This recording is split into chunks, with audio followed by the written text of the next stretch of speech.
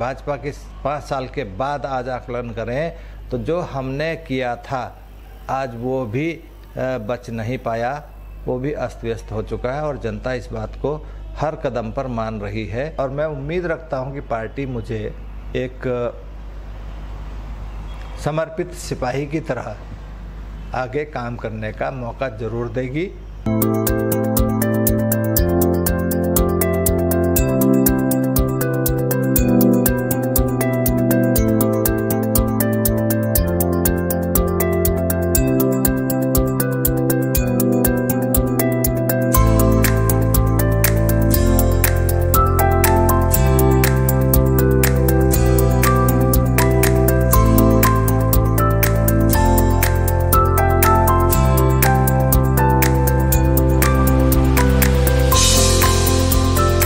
नमस्कार, मैं अफरोज़ खान, आप देख रहे हैं टाइम विटनेस न्यूज़। आज एक बार फिर हमारे साथ मौजूद हैं देवेंद्र सिंह जी, जो समाज सेवी वरिष्ठ सेवानिवृत्त अधिकारी हैं और कांग्रेस में कई पदों पर वो कार्य कर चुके हैं और आज के टाइम पे, आज के समय में वो एक ऊंचा कद रखते हैं। आज हम उनसे बात करेंगे चुनाव को लेकर के। सर नमस्कार। नमस्कार। सर, जैसा कि चुनाव शुरुआत हो चुकी है, चुनाव बिगुल बज चुका है, आदर्श आचार संहिता लागू हो चुकी है। अगर हम कांग्रेस की बात करते हैं तो कांग्रेस की तैयारियां कैसी हैं सर?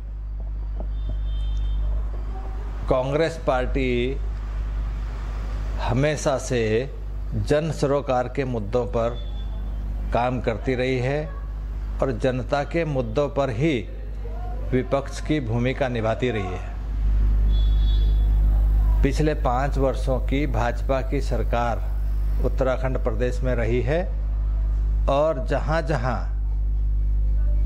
जनहित के मुद्दों का हनन हुआ, उनको दबाया गया या गलत नीतियों से भाजपा ने काम किया, कांग्रेस पार्टी ने मुस्तैदी के साथ विपक्ष का दायित्व निभाते हुए उन मुद्दों को उठाया है और कई मुद्दों पर सफलता भी हासिल की है।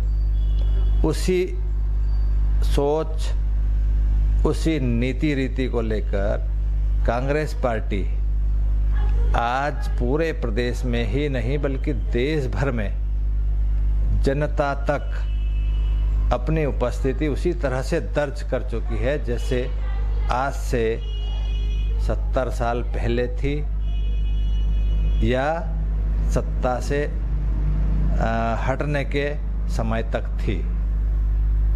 कांग्रेस पार्टी पूरे प्रदेश में आज अपनी पहुंच बना चुकी है।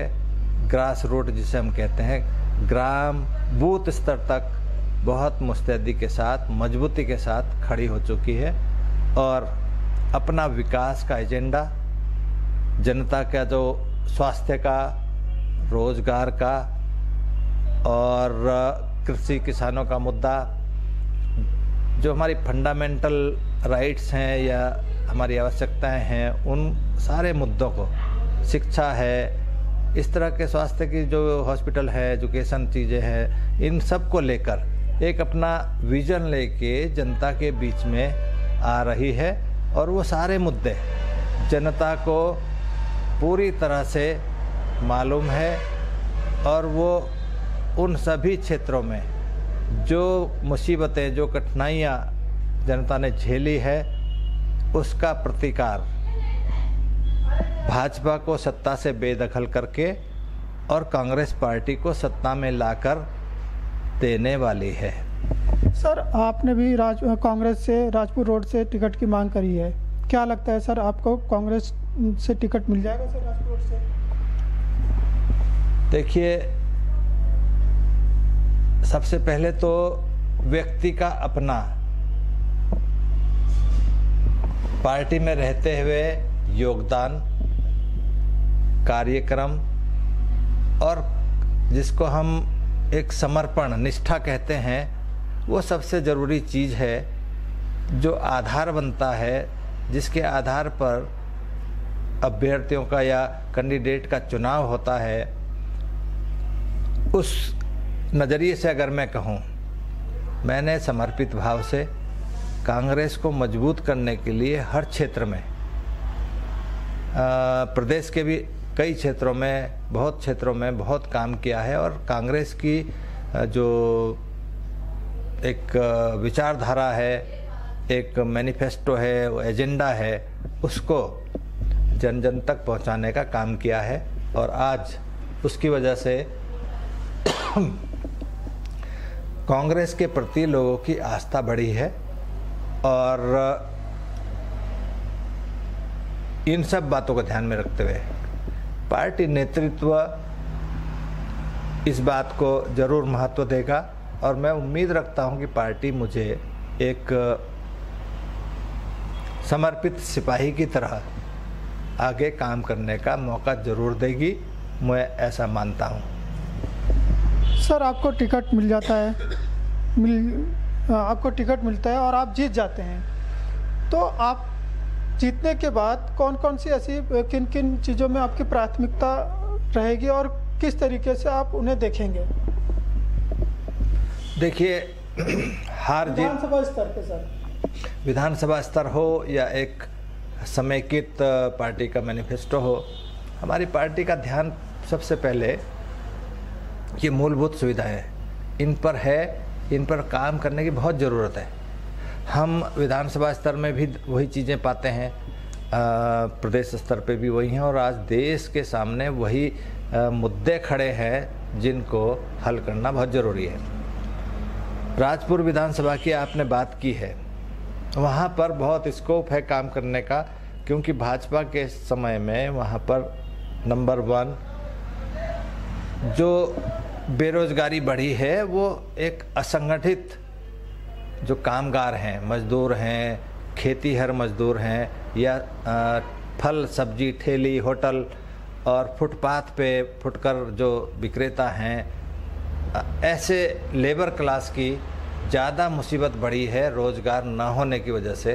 कांग्रेस उस वर्ग के लिए एक नीति लेके आ रही है और हम उनका जो रोज़गार का या जो उनको संगठित करके कहीं ना कहीं सरकारी योजनाओं से रोज़गार देकर या स्वरोजगार खोलने के मौके देकर हम उनकी आर्थिक स्थिति को प्राथमिकता पर सुधारेंगे।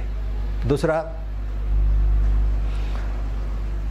अभी कुछ दिनों से चर्चा भी है और हमारा संज्ञान है, हम देख रहे हैं कि शिक्षा, कोरोना कोविड की वजह से शिक्षा पर असर पड़ा है, स्वास्थ्य पर असर पड़ा है, लेकिन साथ साथ नशाखोरी की जो प्रवृत्ति है या नशे की प्रवृत्ति युवाओं में, स्कूल के बच्चों में ज़्यादा बढ़ी है।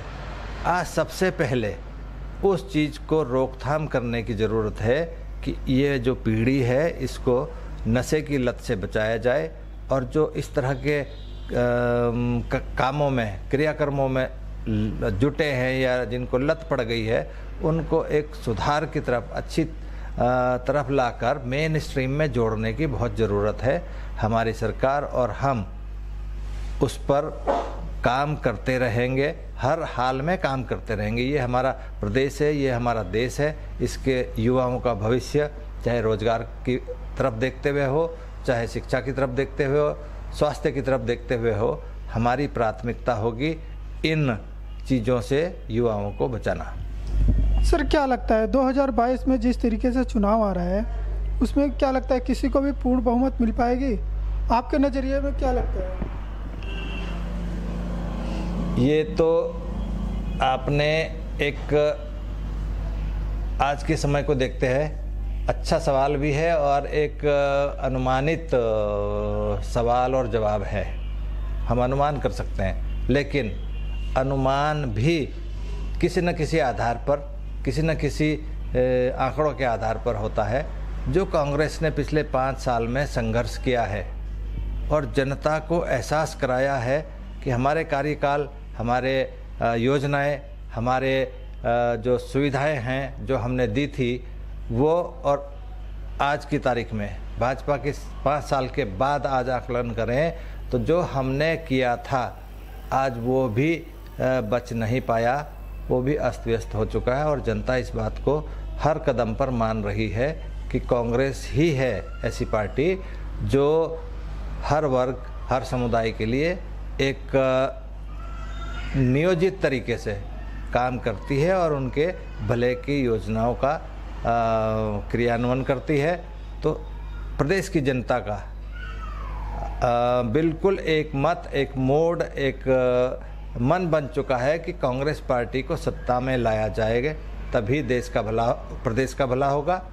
तो ऐसे में हम पक्के तौर पर कह सकते हैं कि उत्तराखंड में 2022 के चुनाव मार्च 14 को रिजल्ट आ जाएगा, तो हम कांग्रेस पार्टी और कांग्रेस जन और कांग्रेस में विश्वास रखने वाले लोग मिलजुल कर एक पूर्ण बहुमत की, अच्छे बहुमत की, यानी पूर्ण बहुमत से भी आगे अपनी संख्या पाकर सरकार बनाने जा रहे हैं। हम पूरी तरह से आश्वस्त हैं। फिर भी सर कितनी सीटें आ जाएगी? देखिए, सीट का मतलब नहीं होता, सीट तो 55 भी आ सकती हैं, 60 भी आ सकती हैं, लेकिन वो पूर्ण बहुमत से काफ़ी आगे का आंकड़ा होगा। और हम कंफर्टेबली कहते हैं ना कि एक कंफर्टेबल तरीके से सरकार बनाएंगे और प्रदेश की गति के लिए उतनी ही मुस्तैदी के साथ काम करेंगे। सर, आपका हमारे साथ जुड़ने बहुत बहुत धन्यवाद। आप कोई मैसेज देना चाहेंगे सर?